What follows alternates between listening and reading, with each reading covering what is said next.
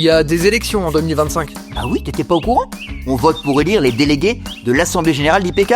C'est hyper important. Les délégués à quoi? À l'Assemblée Générale d'IPK, l'institution de prévoyance de la filière aéronautique, espace et défense. Je sais très bien ce qu'est IPK. C'est ma complémentaire santé, celle de toute ma famille et celle de mes parents. Eh bien, du 21 mars au 9 avril prochain, toi et plus de la moitié des salariés de la filière, IPK protège 6 salariés sur 10 du secteur, vous allez voter pour élire les délégués qui vous représenteront à l'Assemblée Générale. Les retraités ont le droit de voter aussi? Évidemment, ils font partie de la grande famille aéro. Tu as déjà voté pour élire tes délégués? Rappelle-moi exactement à quoi ça sert et comment ça marche. Déjà, est-ce que tu sais à quoi elle sert ta complémentaire santé? Ah oui, elle rembourse mes frais de santé et mes arrêts de travail. C'est ça, mais c'est bien plus que ça. Ta complémentaire, elle t'accompagne tout au long de ta vie, toi et ta famille, que tu sois actif ou retraité. Dans les petits bobos du quotidien, mais aussi en cas d'arrêt de travail, d'invalidité et de décès. Elle s'occupe aussi de prévention, t'aide à trouver les bons professionnels de santé, t'accompagne dans les moments difficiles. Ça touche l'intime, sa complémentaire, le quotidien, la famille. Les enjeux sont très importants. Et il y a intérêt à ce que ta complémentaire soit réactive et bien gérée.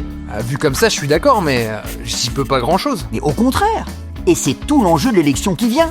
Avec IPK, tu as la chance de pouvoir agir, de participer aux choix qui sont faits sur des sujets aussi importants que l'amélioration de tes garanties, les nouveaux services, la revalorisation de tes rentes. Bah comment? En étant représenté à l'Assemblée Générale.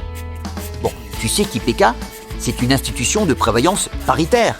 Ah oui, c'est vrai, c'est pas un assureur avec des actionnaires. Exactement. Paritaire, ça signifie qu'elle est pilotée à parts égales par des représentants des salariés et des représentants des employeurs.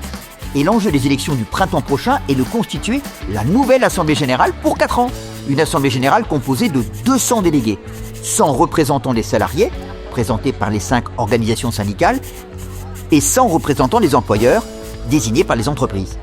Donc en mars prochain, je dois voter pour les délégués salariés qui vont me représenter en Assemblée Générale. Exactement, en choisissant le programme, les projets qui te parlent le plus, parmi ce que proposent les 5 organisations syndicales de ton entreprise ou de ton ex-entreprise si tu es retraité. Et elle se réunit tous les combien d'Assemblée Générale? Et c'est quoi son rôle exactement? L'Assemblée Générale se réunit une fois par an. Elle se prononce sur les grandes décisions de l'institution.